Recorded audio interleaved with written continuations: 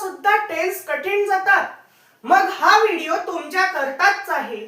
या व्हिडिओ नंतर तुम्हाला टेन्स खूप सोपे जायला लागतील आणि हा व्हिडिओ आपण बनवतोय कारण मी एक कम्युनिटी पोस्ट केली होती की इंग्लिश ग्रामर मध्ये तुम्हाला सर्वात कठीण वाटणारं कोणतं, तर तुमचे सर्वात जास्त वोट आले होते टेन्सवर. म्हणून आजचा व्हिडिओ हा असणार आहे टेन्सवर. तर आजच्या व्हिडिओला सुरुवात करूयात.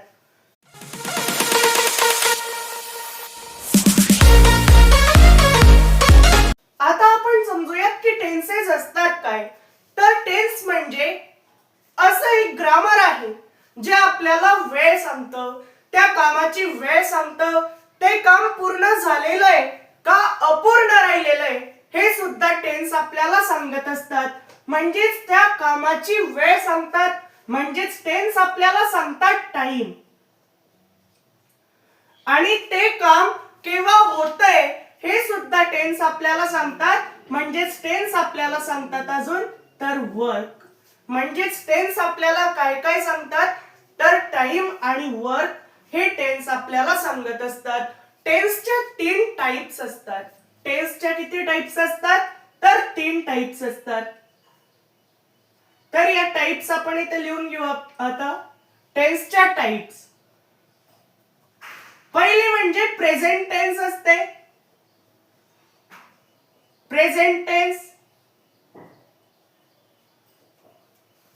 प्रेझेंट टेन्स म्हणजे काय तर जे काम आता होतंय, आता या वेळेला होतंय, तो असतो प्रेझेंट टेन्स. फॉर एक्झाम्पल, तुम्ही माझा व्हिडिओ पाहत आहात. तर तुम्ही माझा व्हिडिओ केव्हा पाहताय तर आता पाहत आहात. तुम्ही माझा व्हिडिओ आता पाहत आहात, म्हणून तो असेल प्रेझेंट टेन्स. कारण जे काम आता सुरू आहे तो असतो प्रेझेंट टेन्स. आणि दुसरा असतो पास्ट टेन्स. पास्ट टेन्स म्हणजे जे काम होऊन गेलेलं आहे, जी गोष्ट घडून गेलेली आहे ती असते पास्ट टेन्स मध्ये, म्हणून दुसरी असते पास्ट टेन्स.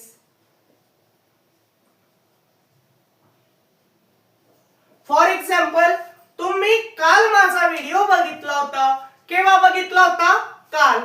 तर ती जी व्हिडिओ बघण्याची वेळ होती ती निघून गेलेली आहे. ओके, म्हणून तो असेल पास्ट टेन्स, ज्याच्यात घडलेली गोष्ट येते. आणि तिसरी कोणती येईल तर जे काम होण्याचं बाकी आहे आपण ते याच्या नंतर करणार आहे. ओके, समजतंय. म्हणजे जसं की उद्या तुम्ही माझा व्हिडिओ बघणार आहात, तर तो काय असेल उद्या येणारा काळ, म्हणून तो असेल फ्युचर टेन्स. सोप्या भाषेत कसं लक्षात ठेवायचंय, प्रेझेंट टेन्स म्हणजे जे आता चालू आहे, आणि पास्ट टेन्स म्हणजे जे घडून गेलेलं आहे, आणि फ्युचर टेन्स म्हणजे जे भविष्यात होणार आहे. प्रेझेंट टेन्स म्हणजे मराठीत वर्तमान काळ, पास्ट टेन्स म्हणजे भूतकाळ आणि फ्युचर टेन्स म्हणजे भविष्यकाळ. आता प्रत्येक टाइप्सच्या काही 4 टाइप्स असतात, ते आता आपण बघूयात. 3 मेन टाइप्स मधली पहिली होती आपली प्रेझेंट, दुसरी होती पास्ट, तिसरी होती फ्युचर.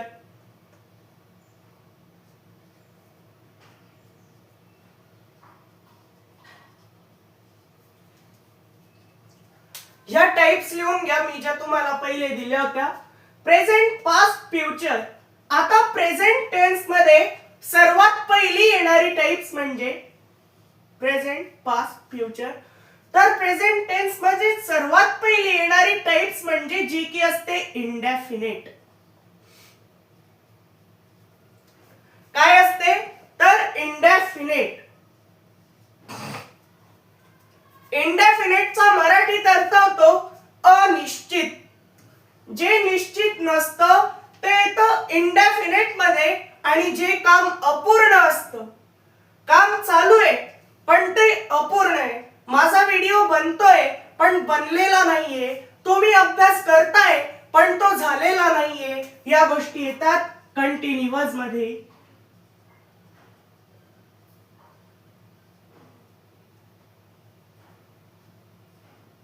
3. आता समजा तुमचा अभ्यास पूर्ण झाला, माझा व्हिडिओ पूर्ण झाला, ओके, तर हे जे पूर्ण झालेले काम असतात ते येतात आपल्या परफेक्ट टेन्स मध्ये.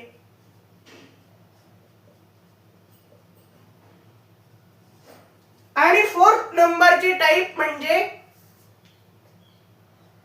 परफेक्टच्याही पुढची, तर ती असते परफेक्ट कंटिन्युअस. आता याचं वाचन कसं करायचं, तर present indefinite tense, present continuous tense, present perfect tense, present perfect continuous tense, आणि मग पास्टचं कसं होणार आहे. आता ज्या टाइप्स प्रेझेंट मध्ये आल्या त्याच टाइप्स पास्ट टेन्स मध्ये येतात. म्हणजे जसं की past indefinite tense, past indefinite tense, past continuous tense, past perfect tense, past perfect continuous tense, आणि याच टाइप्स फ्युचर मध्ये येतात. Future indefinite tense, future continuous tense, future perfect tense, future perfect continuous tense. म्हणजेच या 4 types प्रत्येकामध्ये येणार आहेत, हे आपलं लक्षात राहिलं पाहिजे. टेन्सच्या 3 मेन टाइप्स या 3, आणि यांच्यात अजून येणाऱ्या टाइप्स म्हणजे ह्या 4. प्रत्येकात या 4 टाइप्स येतात. तर आता आपली पहिली टाइप्स म्हणजे प्रेझेंट इंडेफिनिट टेन्स, याला सुरुवात करूयात.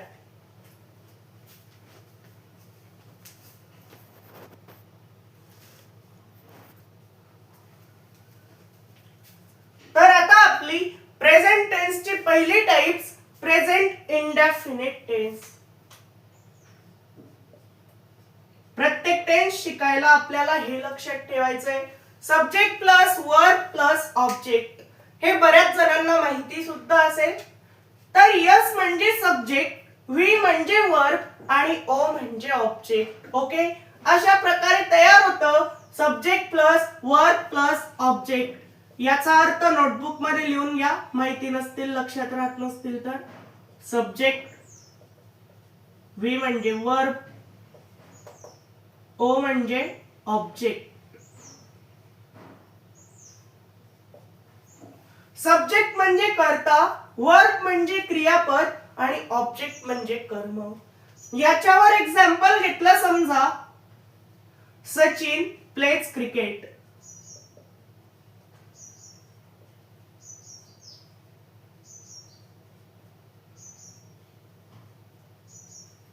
Sachin pledge cricket. Sachin cricket खेळतो. आता काही काही जणांना वाटलं असेल की याचा अर्थ आहे सचिन क्रिकेट खेळत आहे, पण इथे आहेचा वापर नाहीये, कारण ज्या ठिकाणी M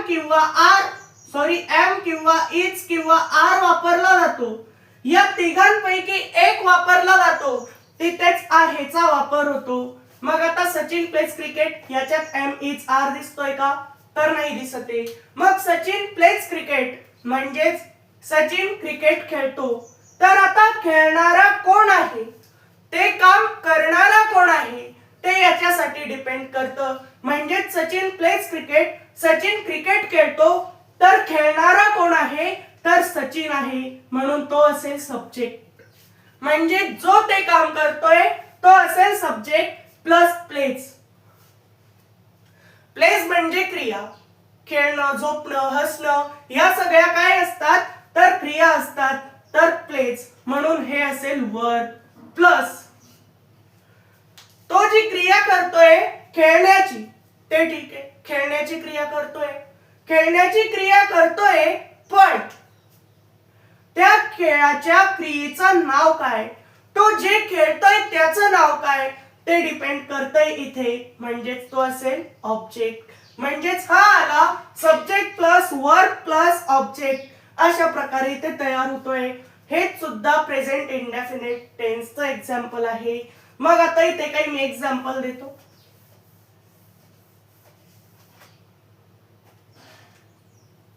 for example, I play cricket.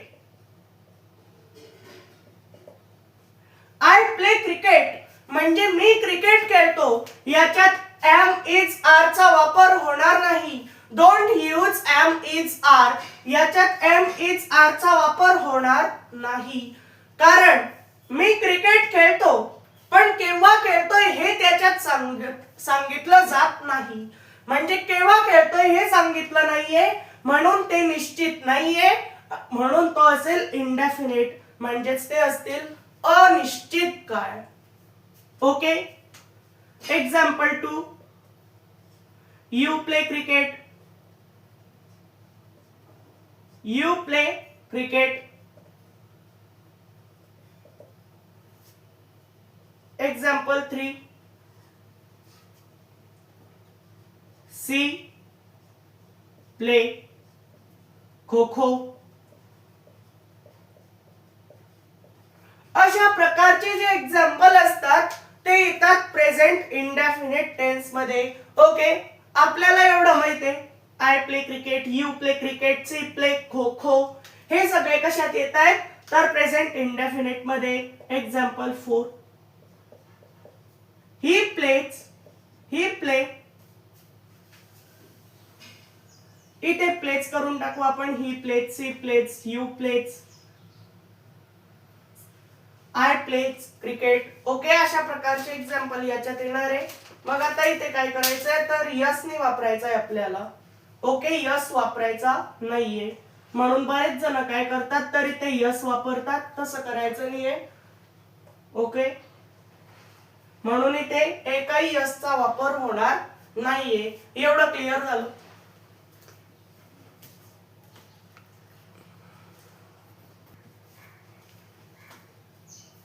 मग आता वापरायचा कुठे, यस वापरायचा कुठे, असा सुद्धा एक प्रश्न येतोय आपल्याला. मग यस कुठे वापरायचा ते आपण पाहून घेऊ एकदा. म्हणजेच आपल्याला कुठेच अडचण नाही राहणार. समजा आता ही जर आला तर या ठिकाणी आपण प्लेस लावू, पण जर आय आला तर तो आपल्या स्वतःबद्दल आहे. तिथे यसची काही गरज नाही आपल्याला. मग काय काय करायचंय तर सी ला पण यस येणार आहे का? हो, सी ला पण येणार आहे. मग यू ला येणार आहे का? यू ला नाही येणार आहे. सी प्लेज फुटबॉल आलं समजा, अशा ठिकाणी ते येणार आहे. They play cricket. Example 5. They play. They play cricket. इथे पण यसचा वापर नाही करायचा आहे. अशा प्रकारचे जे एक्झाम्पल असतात ते याच्यात येणार आहे. म्हणजेच जी गोष्ट निश्चित नाहीये ती याच्यात येणार आहे आणि एम इज आर चा वापर होणार नाही. याच्यात फक्त एवढंच असणार आहे, सब्जेक्ट असणारे, वर्ब असणारे आणि ऑब्जेक्ट असणारे. ओके. प्रेझेंट इंडेफिनिट समजला. मग आता आपली पुढची टाइप्स प्रेझेंट कंटिन्युअस याला समजू.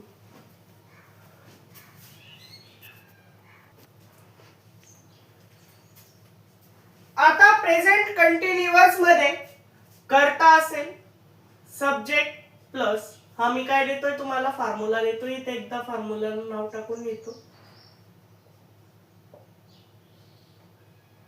मग आता याचा फॉर्म्युला काय तर याच्यात एक असेल सब्जेक्ट आणि मागच्या याच्यात एम इज आर चा वापर होत नव्हता, पण याच्यात आपल्याला एम इज आर चा सुद्धा वापर करायचा आहे.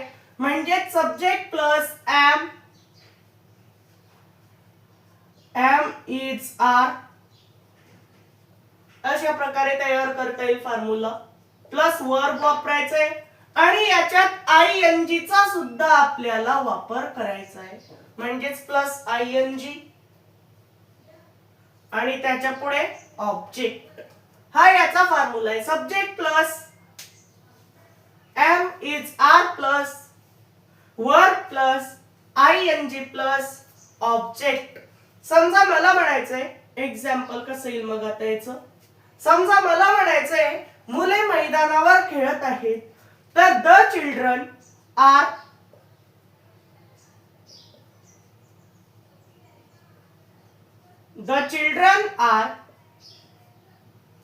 आता याच्यात आपण चिल्ड्रन वगैरे सब्जेक्ट ऍड झाला आणि मग आर प्ले. आता इथपर्यंत आलो. समजा एम इज आर पैकी ते आर चा वापर झाला, पण आता काय वापरायचं सांगितलं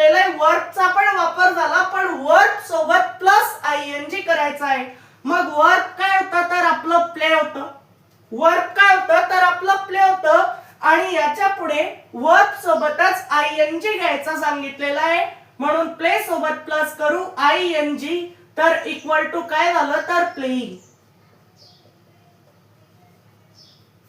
म्हणजेच play plus ING equal to playing, म्हणून इथे सुद्धा घेऊ ING. The children are playing, तर कुठे खेळतील ऑन द ग्राउंड. मुले मैदानावर खेळत आहेत. The children playing on the ground. आता ओळखायचं कसं की कंटिन्युअस कोणता, तर याच्यात कशाचा वापर होणार आहे तर ING चा. आणि केव्हा खेळणार आहे तर आता खेळणार आहे, कारण तो प्रेझेंट आहे म्हणून ते आताच खेळत असणार आहे. तर याच्यावरून तुम्हाला ते सुद्धा समजतं की हा प्रेझेंट कंटिन्युअस आहे. ओके, एवढं क्लिअर झालं आपलं. मग आता अजून काही एक्झाम्पल पाहू.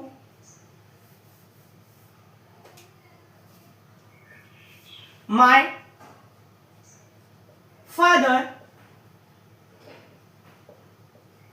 आता इथे ऍड झाला सब्जेक्ट आणि मग इज एम आर. फादर जर आलं तर आपण इथे वापर करणार आहे इजचा. माय फादर इज रीडिंग. रीड म्हणजे वाचणे, पण क्रिया पूर्ण झालेली नाहीये. कंटिन्युअस कोणाला म्हणतात, काम चालू आहे पण ते अपूर्ण राहिलेलं आहे, तो असतो प्रेझेंट कंटिन्युअस. आणि जर क्रिया अपूर्ण असेल तर आपण पुढे वापर करतो ING चा. म्हणजेच रीड सोबत प्लस केला ING, तर इक्वल टू रीडिंग.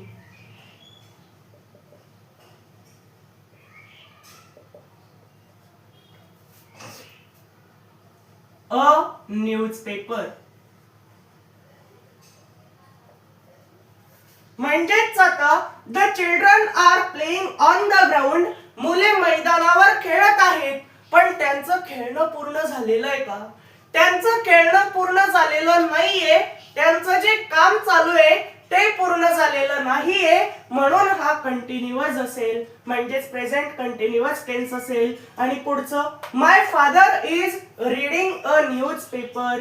आता इथे काय होतंय, माझे वडील वर्तमानपत्र वाचत आहेत. पण वाचणं पूर्ण झालंय का? नाही झालेलं आहे. म्हणजे वर्तमानपत्र वाचणं जर सुरू आहे तर तो असेल तुमचा कंटिन्युअस. ओके, मग पुढचं बघू एक्झाम्पल. सम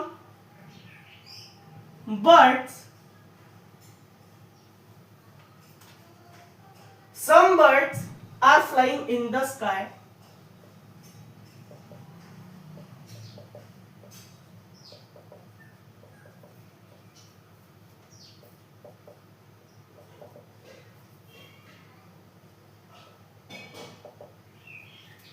मग आता काही पक्षी आकाशात उडत आहेत.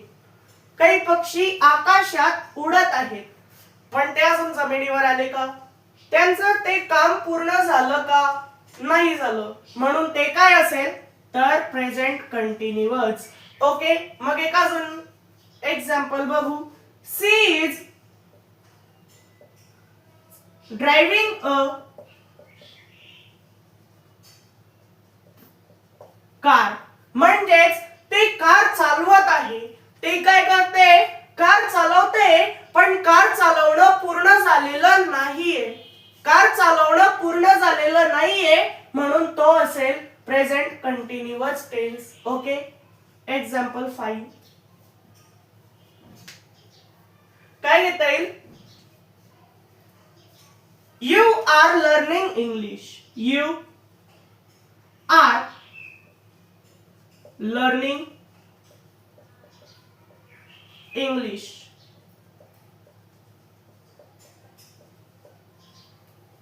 तुम्ही इंग्लिश शिकत आहात असा याचा अर्थ होतो. पण तुमचं शिकणं पूर्ण झालेलं आहे का?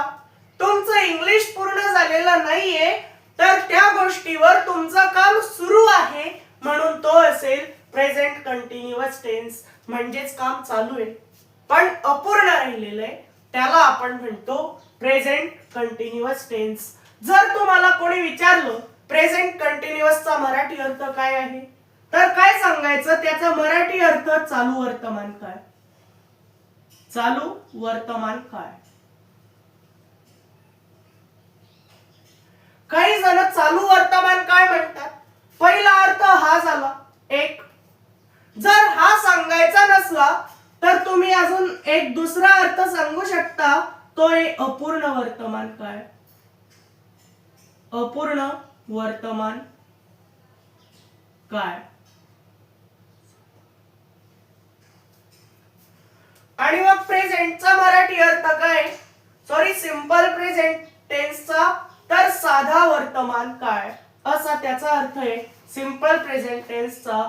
मग आता आपण आपली पुढची टाइप्स प्रेझेंट परफेक्ट टेन्स याला सुरुवात करूयात.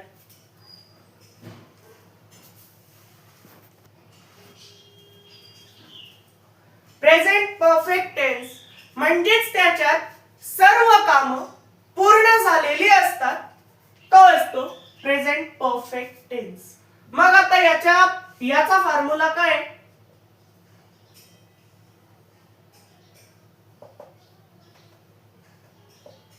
फॉर्म्युला याच्यात येणारे सब्जेक्ट आणि आपण याच्यात वापरणारे हॅव किंवा हॅज वापरणारे. हॅव किंवा हॅजचा वापर याच्यात होणार आहे.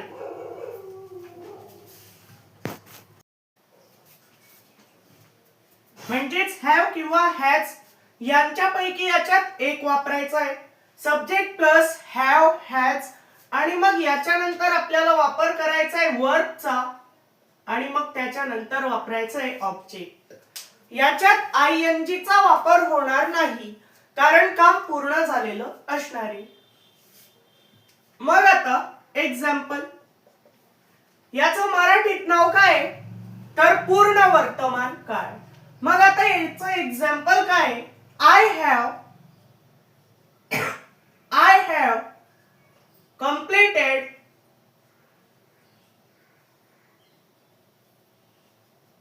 my homework. मी माझा गृहपाठ पूर्ण केला. मी माझा गृहपाठ पूर्ण केलेला आहे असा याचा अर्थ होतो. म्हणजेच आता तिचं काहीच काम अपूर्ण राहिलेलं आहे का? माझं काहीही काम अपूर्ण राहिलेलं नाहीये त्याच्यातलं. तर माझं जे काम होतं ते पूर्ण झालेलं आहे म्हणून तो असणारे प्रेझेंट परफेक्ट टेन्स. ओके. आणि जेव्हा इथे आपण वापर केलेला आहे ईडी चा. ओके. मग आता पुढचं एक्झाम्पल पाहू. एक्झाम्पल 2. माय फादर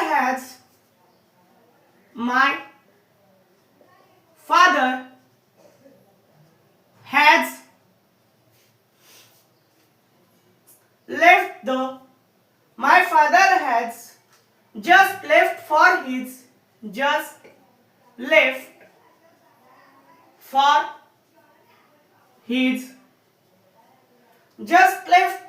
his office. याचा अर्थ काय होतो? तर माझे वडील आताच कार्यालयात निघालेले आहेत. मग आता निघालेले, त्यांचं निघणं बाकी नाहीये. म्हणजेच त्यांचं जे निघायचं काम होतं ते पूर्ण झालेलं आहे म्हणून तो असेल present perfect tense. Example 3.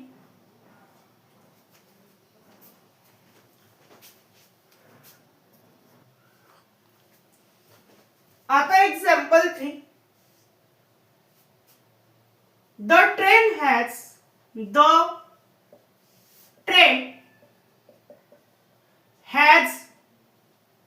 left the station. गाडी स्टेशन वरून निघालेली आहे. तिचं निघायचं काम बाकी नाहीये तर ती निघलेली आहे म्हणून तो असेल प्रेझेंट परफेक्ट टेन्स. म्हणजेच ज्या वाक्यात जेव्हा आपलं काम पूर्ण झालेलं असेल तो टेन्स म्हणजेच प्रेझेंट परफेक्ट टेन्स. म्हणजेच जेव्हाही काम पूर्ण झालेलं आपल्याला दाखवायचंय तेव्हा आपण असे वाक्य वापरतो जे की असतात प्रेझेंट परफेक्ट टेन्स. म्हणजेच प्रेझेंट परफेक्ट टेन्स मध्ये काम कधी पूर्ण झालेलं राहणार आहे. तर आपल्याला प्रेझेंट परफेक्ट टेन्स समजलाय. तर आता आपली पुढची types present perfect continuous tense याला सुरुवात करूयात.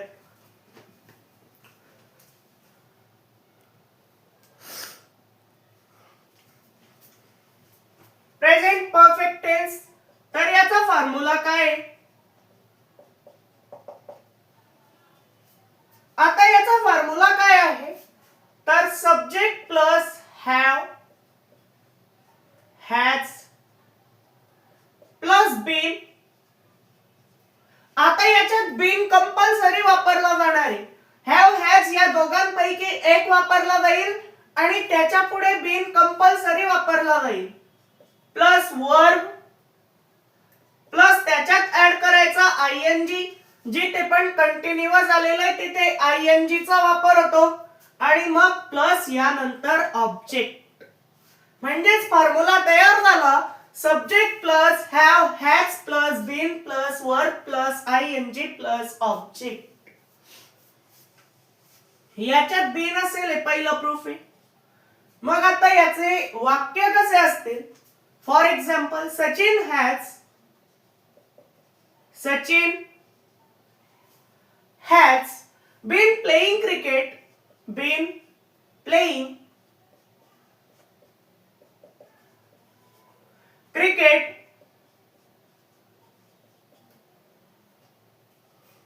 since 1990. Sachin has been playing cricket since 1990. याचा अर्थ असा होतो की सचिन 1990 पासून क्रिकेट खेळत आलेला आहे. सचिन 1990 पासून क्रिकेट खेळत आलेला आहे. तर 1990 पासून तर 2026 पर्यंत तो क्रिकेट खेळत आलेला आहे. 1990 to 2026. ओके, एवढं आपल्याला माहिती आहे. म्हणजेच तो तेव्हापासून आतापर्यंत क्रिकेट खेळत आलेला आहे, पण त्याने अजून सुद्धा क्रिकेट खेळणं सोडलेलं नाहीये. म्हणून क्रिकेट खेळणं पूर्ण सुद्धा झालेलं नाहीये आणि संपलेलं सुद्धा नाहीये. म्हणून हा परफेक्ट पण असेल आणि कंटिन्युअस पण असेल. अशाच वाक्याला आपण म्हणतो present perfect continuous tense. Example 2.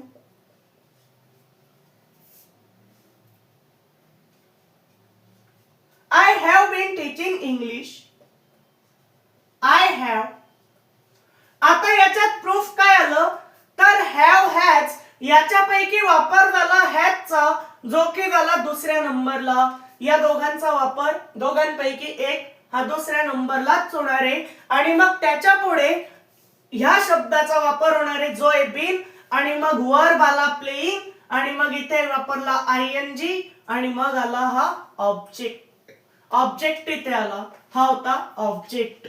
मग I have been teaching English, इथे वापर केला हॅवचा आणि हा बीन घेतला इथे, आणि मग पुढे वापरू टीच. हे झालं वर्ब. पुढे वापर करू आयएनजी चा, म्हणजेच I have been teaching English.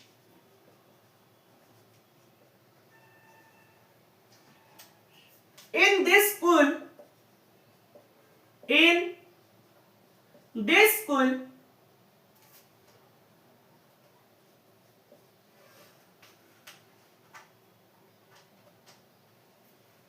since 1999.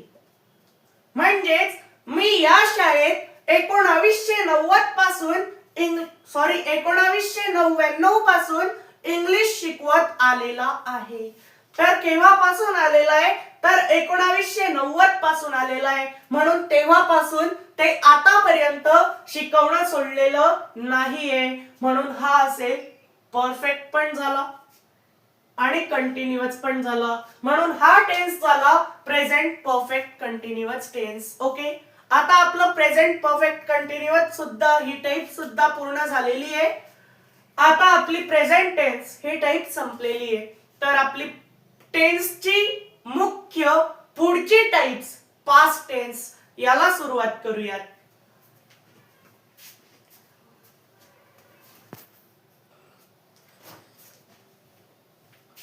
तर आता पास्ट टेन्स म्हणजे काय, जो काळ घडून गेलेला आहे हे आपण पहिले सुद्धा बघितलं होतं. एक्झाम्पल सुद्धा याचं पाहिलं होतं की पास्ट टेन्स कुठकुठले असतात. जे काम होऊन गेलेलं याच्या आधी ते येतं पास्ट टेन्स मध्ये, आणि याची पहिली टाइप्स म्हणजे इंडेफिनिट पास्ट टेन्स. प्रत्येकामध्ये या 4 टाइप्स येणारे हे सुद्धा आपलं सांगितलं होतं. इंडेफिनिट पास्ट टेन्स म्हणून जे पहिले सांगितलंय त्याचं नंतर सुद्धा आपल्याला काम पडतंय, म्हणून प्रत्येकाला तुम्ही लक्षात ठेवायला पाहिजे. आता इंडेफिनिट पास्ट टेन्स किंवा past indefinite tense. Okay, indefinite past tense किंवा पास्ट इंडेफिनिट करू आपण. Past indefinite.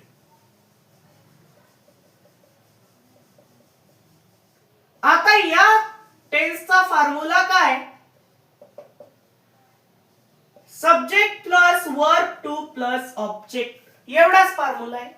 बस हा काळ कशासाठी वापरला जातोय, भूतकाळात विशिष्ट वेळी घडलेल्या क्रियेचे वर्णन करण्यासाठी आपण या काळाचे वापर करतो. ओके, मग आता याचे एक्झाम्पल कशा प्रकारे येतील, तर जे आधी घडून गेलेलं आहे तेच येणार आहे याच्यामध्ये. For example, India on the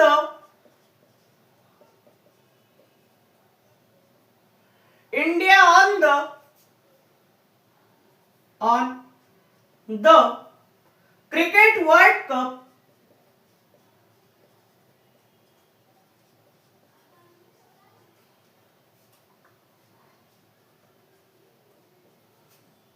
in 2011. In 2011, India won the Cricket World Cup in 2011. भारताने 2011 मध्ये क्रिकेटचा विश्व कप जिंकला. मग केव्हा जिंकला, तर 2011 मध्ये, आणि 2026 आता चालू आहे. म्हणजेच हा काळ काय सांगतोय, तर घडून गेलेल्या घटना आपल्याला सांगतोय. ओके, म्हणजेच आता चालू आहे तर 2026 हा सांगतोय की 2011 मध्ये भारताने विश्व कप जिंकला. म्हणजेच ही घटना कशी आहे, याच्या आधी होऊन गेलेली आहे, म्हणून हा असेल past indefinite tense. Example 2, I receive your letter. I receive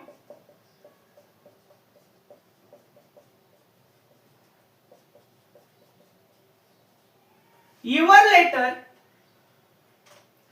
the day before yesterday.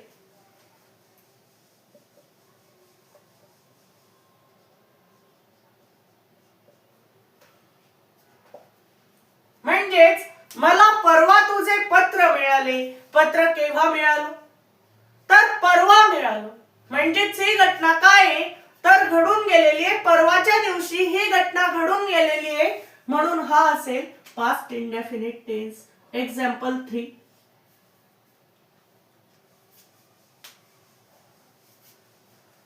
India got freedom in India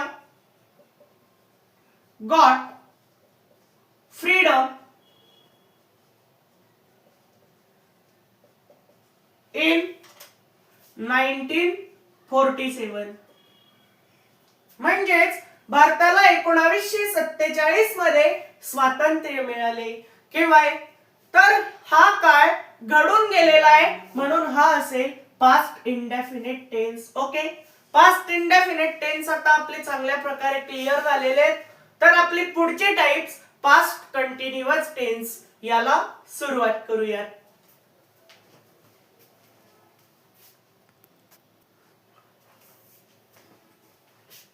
तर आता आपली पुढची टाइप्स पास्ट कंटिन्युअस टेन्स. आपण पास्ट मध्ये कशाचा वापर करतो, तर वाज आणि वेअरचा. म्हणून फॉर्म्युला, तर आता याचा फॉर्म्युला काय राहणार आहे, तर सब्जेक्ट प्लस इथे आपण कशाचा वापर करू तर वाज नाही तर वेअरचा, म्हणून वाज ऑर वेअर. वाज वेअरचा वापर झाला. प्लस आता कंटिन्युअस मध्ये आपण वापरतो वर्ब आणि त्याच्यानंतर आपण यूज करतो आयएनजी चा आणि मग त्याच्यानंतर येतो ऑब्जेक्ट. ही राहते पास्ट कंटिन्युअस टेन्स ची रचना. Example 1. We were traveling by a bus. We were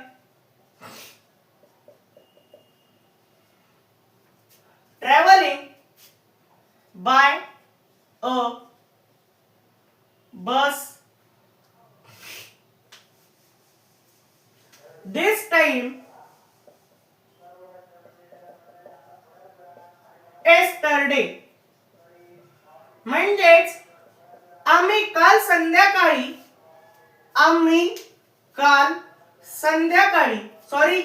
काल यावेळेस बसने प्रवास करीत होतो.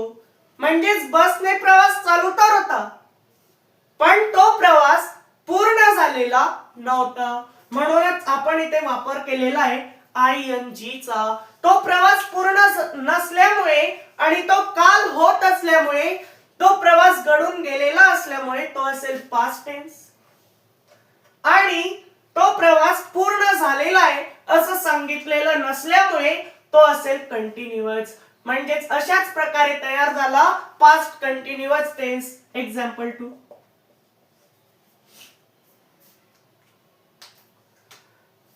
The children were playing on the ground. The children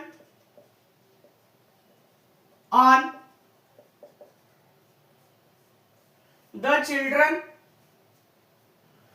घेता येईल का? काय घेता येणार इथे? द चिल्ड्रन तर काहीच नाही घेता येणार कारण आपण फॉर्म्युल्यानुसार वापर करणारे वाज किंवा वेअरचा. मग चिल्ड्रन जवळ काय वापरावं लागणार आहे तर वेअर. म्हणून इथे घेतला द चिल्ड्रन वेअर आणि मग याच्यानंतर प्लेइंग. जो पण कंटिन्युअस असेल तिथे आयएनजी चा वापर होतो, एवढं आपण आधीच समजलेलो आहे. Playing on the ground.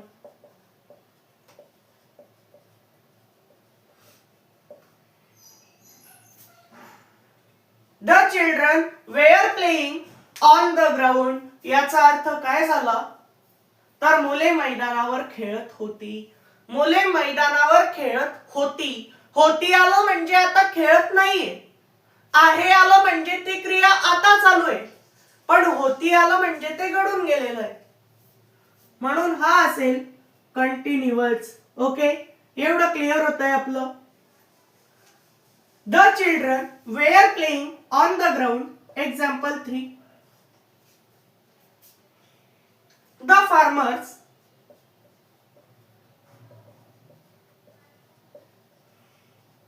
were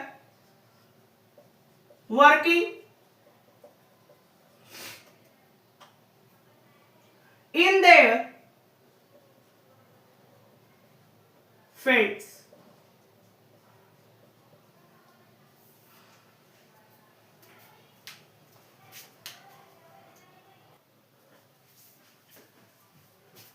मुले मैदानावर खेळत होती. शेतकरी शेतात काम करत होती. मुले मैदानावर खेळत तर होते पण त्यांचं खेळणं पूर्ण झालेलं होतं का? नाही. म्हणून तो असेल past continuous. The farmers were working in their fields. शेतकरी शेतात काम करत होती पण त्यांचं काम करणं पूर्ण झालं होतं का? तर नाही झालं होतं. म्हणून तो असेल past continuous tense. Past continuous tense आपल्याला चांगल्या प्रकारे समजला. तर आता आपली पास्ट टेन्सची पुढची टाइप्स पास्ट परफेक्ट टेन्स याला सुरुवात करू.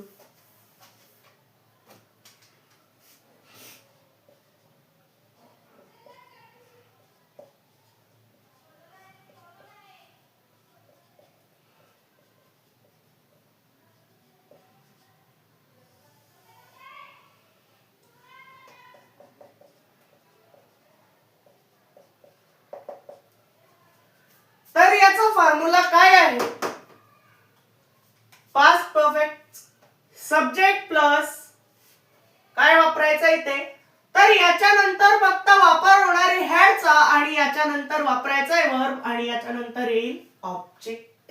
ओके, एवढं क्लिअर होतंय.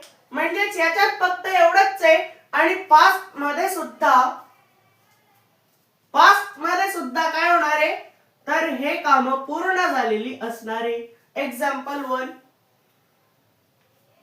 The train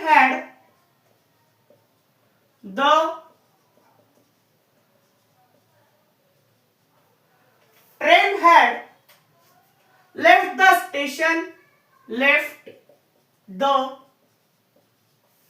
station.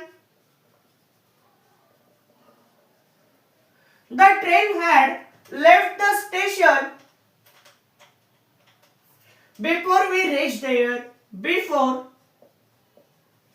we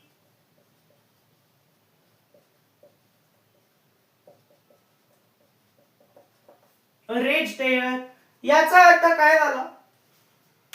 आम्ही स्टेशनवर पोहोचण्यापूर्वी गाडी निघून गेलेली होती. गाडी निघण्याची क्रिया काय झालेली आहे? तर गाडी निघण्याची जी क्रिया आहे ती पूर्ण झालेली आहे. पण केव्हा झालेली आहे? तर काल किंवा याच्या आधी झालेली दाखवायची असेल. मग आता याच्यात गाडी निघण्याची तर क्रिया पूर्ण झालेली आहे, म्हणून हा असेल पास्ट परफेक्ट टेन्स. एक्झाम्पल 2. आणि जर असं म्हटलेलं असेल की गाडी निघत होती, तर तो असेल पास्ट कंटिन्युअस. ओके, पुढचं example. The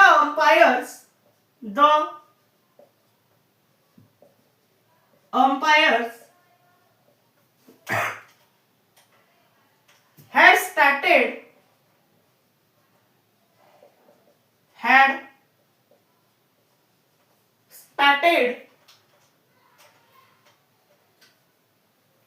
the match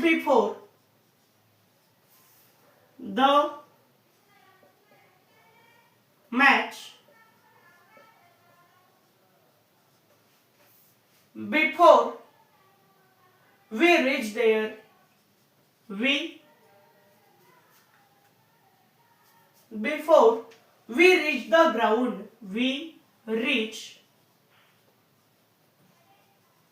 the ground.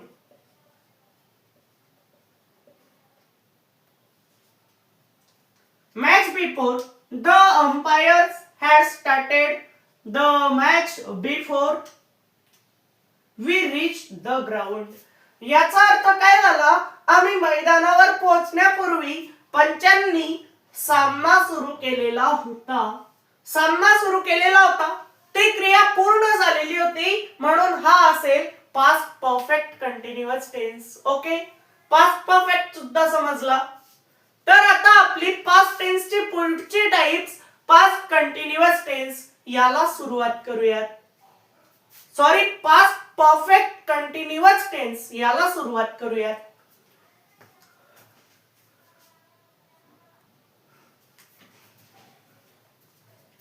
Past perfect continuous tense.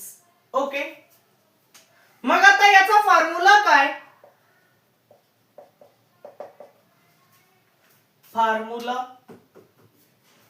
Past perfect continuous tense subject plus. मग आता याच्यात वापर कशाचा होणार आहे? तर हॅड बीनचा. आणि मग याच्यानंतर वापरला जाणारी वर्ब प्लस त्याच्यानंतर आयएनजी आणि मग त्याच्यानंतर ऑब्जेक्ट. हा याचा फॉर्म्युला. Okay, example 1. म्हणजेच हॅड बीन हे दोघं सोबत येतील आणि मग त्यानंतर वर्ब वापरला जाईल, मग आयएनजी वापरला जाईल आणि मग त्यानंतर ऑब्जेक्ट वापरला जाईल. एवढं लक्षात राहतंय. म्हणजेच हा असेल past perfect continuous tense. Example, we had been working. had आणि been सोबत येतोय. We had been working on that project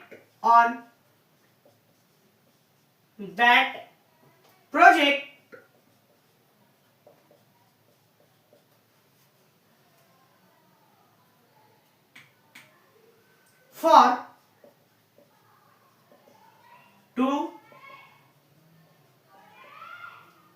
years.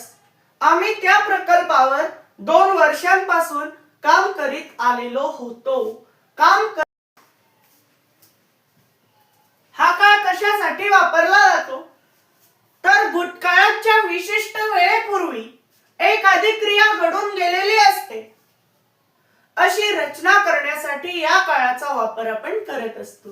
Okay, मग आता याच्यात काय होऊन गेलेलं आहे, तर अशी रचना झालेली आहे की या काळाचा वापर काय झालेला आहे, तर पूर्ण झालेला आहे. ओके, म्हणजेच 2 इयर्स त्यासाठी कंप्लीट झालेले आहेत आणि त्याच प्रकल्पावर विशिष्ट वेळ त्याला लागलेली आहे आणि मग त्यानुसारच तशी रचना इथे झालेली आहे, म्हणून हा असेल past perfect continuous tense. Example 2, we had been working. हे घेतलं आपण. I had been learning in the. I had been learning in the. I had been learning in the. In the ने आपल्याला इन दिस घ्यावं लागेल इथे. In this school till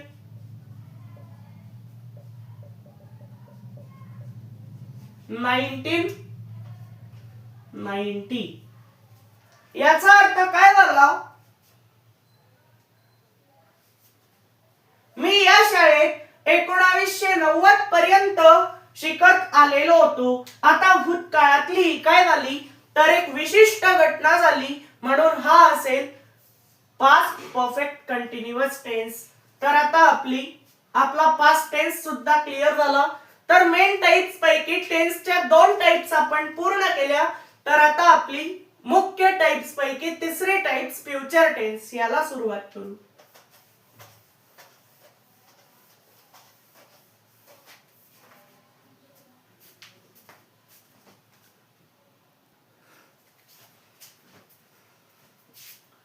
future indefinite tense.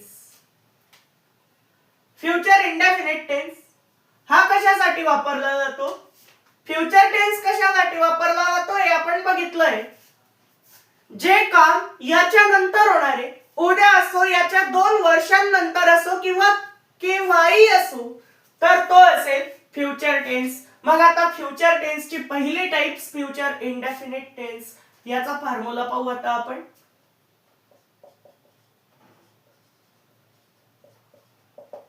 इंडेफिनिटचा प्रत्येक formula एक सारखाच राहतो.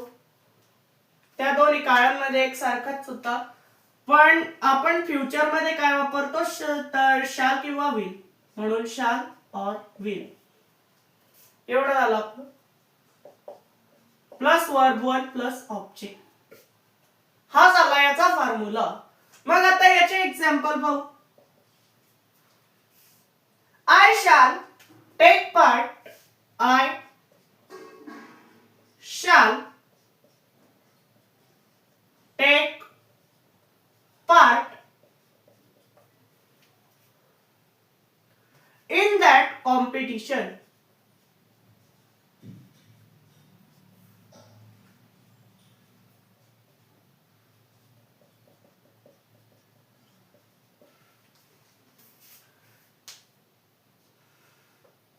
मी त्या स्पर्धेत भाग घेणार.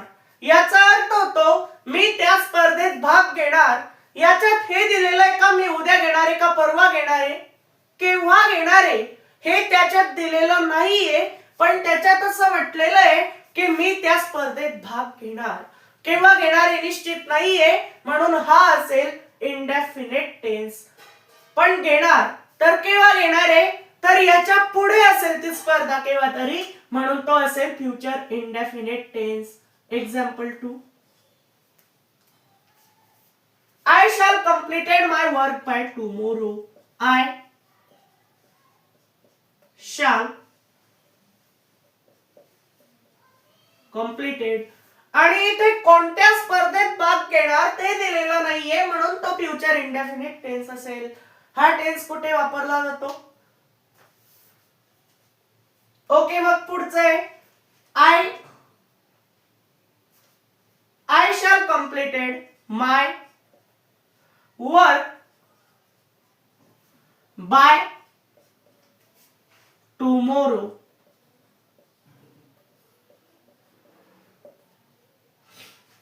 I shall completed my work by tomorrow.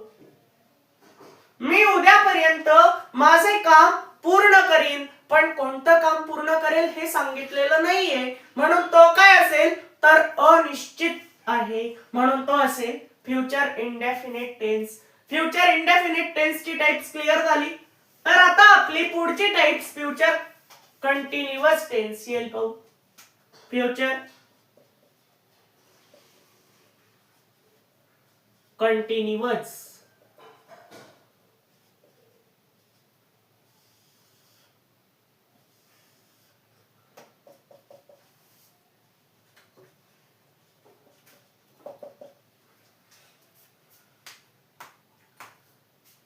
तर याचा फॉर्म्युला काय फ्युचर कंटिन्युअस चा, तर subject plus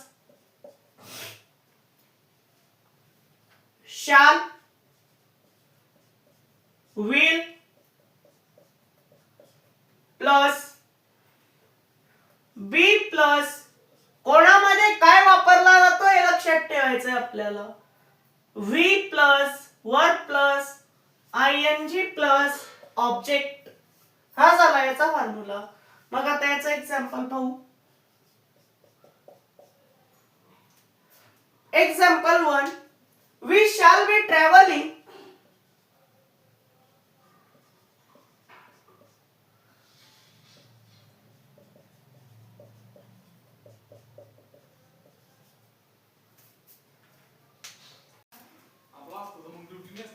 example first, we shall be traveling by train tomorrow. आम्ही उद्या रेल्वेने प्रवास करत असू. त्यांचा प्रवास करणं पूर्ण झालेलं नसेल, म्हणून तो असेल कंटिन्युअस. ओके, जे काम याच्यात पूर्ण झालेलं नाहीये ते कंटिन्युअस मध्ये येणार आहे. एक्झाम्पल 2,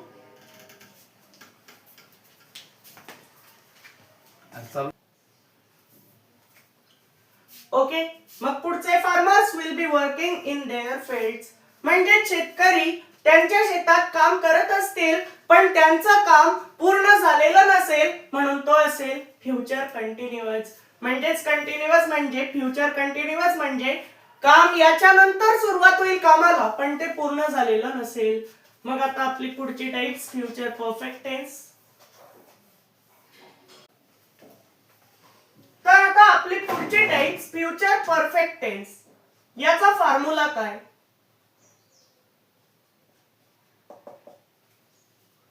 आता याचा फॉर्म्युला काय असेल तर आपण वापरतो सब्जेक्ट, नंतर फ्युचर मध्ये आपण वापर करतो विल किंवा शॅल चा. विल किंवा शॅल, आणि विल शॅल वापरल्यानंतर आपण वापर करतो याच्यात परफेक्ट मध्ये हॅव चा, आणि हॅव आल्यानंतर याच्या नंतर आपण वापरू वर्ब, आणि याच्या नंतर घेऊ ऑब्जेक्ट. वर्ब 3 घेऊन घेऊ इथे. म्हणजे सब्जेक्ट प्लस विल और shall plus have plus V3 plus object. Okay. For example आता परफेक्ट आहे म्हणजेच ते कसं राहणार आहे तर याच्यात सर्व काम पूर्ण झालेले असतील. ओके, एवढं तर आपल्याला माहित आहे. मग याच्यात समजा एक्झाम्पल येतील I shall have completed my work, have completed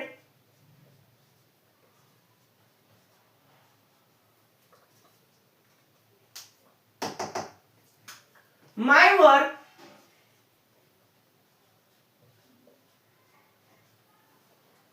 I shall have completed my work by this Sunday.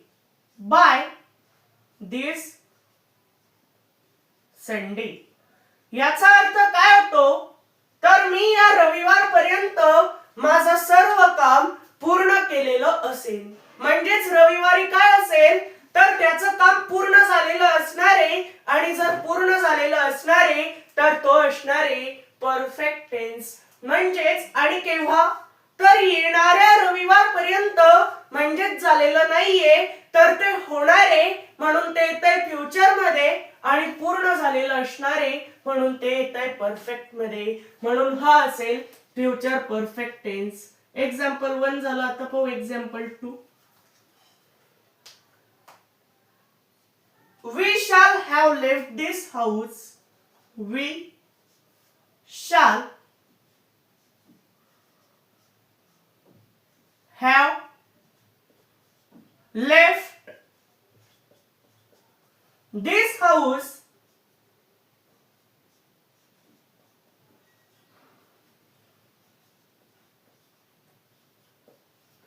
we shall have left this house by the end of this month. By the end of this month. आणि बस एवढं लक्षात ठेवा जिथे शाल किंवा will चा वापर होणारे ते टाइप्स फक्त फ्युचर मधलेच असणारे. ओके, एवढं आपलं क्लिअर झालं. याचा अर्थ काय होतो, आम्ही या महिन्याच्या शेवटपर्यंत हे घर सोडलेले असेल म्हणजे सोडायचे काम काय झालेलं असेल तर ते काम पूर्ण झालेलं असेल आणि जर ते काम पूर्ण झालेलं आहे तर तो असेल फ्युचर परफेक्ट टेन्स.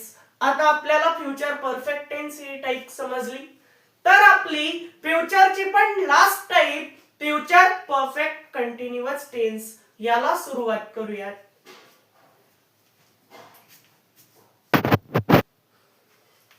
आता आपले पुढचे types future perfect continuous tense. तर याचा फॉर्म्युला काय तो पाहू आता आपण. फ्युचर परफेक्ट कंटिन्युअस टेन्स याच्यात वापरला जाणारे सब्जेक्ट आणि मग आपण वापर करणारे विल किंवा शालचा.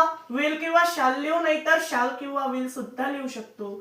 फ्युचरचा आहे म्हणून प्रत्येक फॉर्म्युल्यात विल किंवा शाल आपल्याला वापरायचा आहे आणि मग त्याच्यानंतर याच्यात आपण वापर करणारे हॅव चा मागच्या फॉर्म्युला सारखाच आहे आणि मग याच्यानंतर याच्यात नवीन काय तर याच्यात वापर होतो बीन चा. म्हणजे subject plus will shall plus have plus been plus आणि मग त्याच्यानंतर वापरला जातो वर्ब प्लस आयएनजी वापरला जाणार आहे आणि मग त्याच्यानंतर object.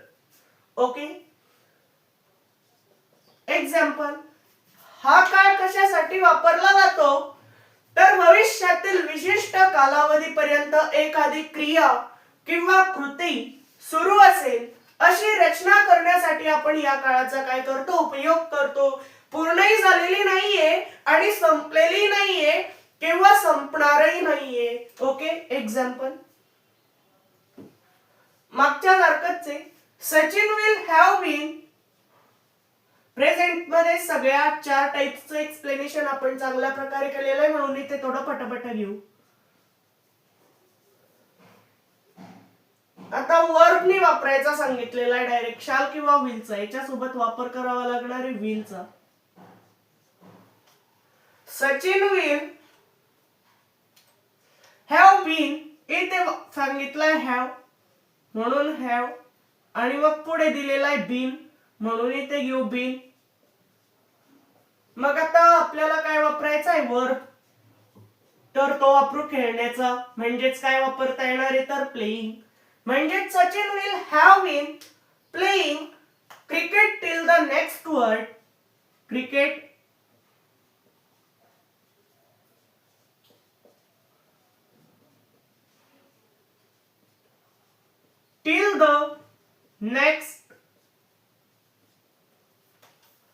till the next World Cup.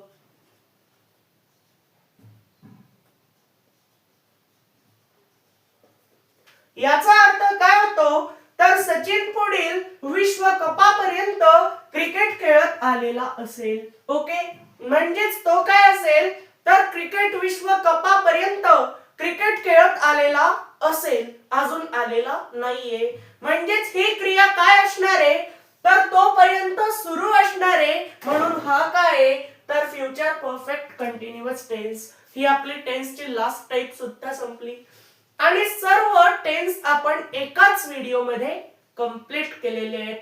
असेच व्हिडिओ बघण्यासाठी आणि जर खरोखर तुमची इंग्लिश शिकण्याची इच्छा असेल तर आपला एकही व्हिडिओ तुमच्याकडनं मिस न व्हावा म्हणून या व्हिडिओला लाईक करा आणि चॅनलला सबस्क्राईब करा। भेटूया पुढच्या व्हिडिओमध्ये।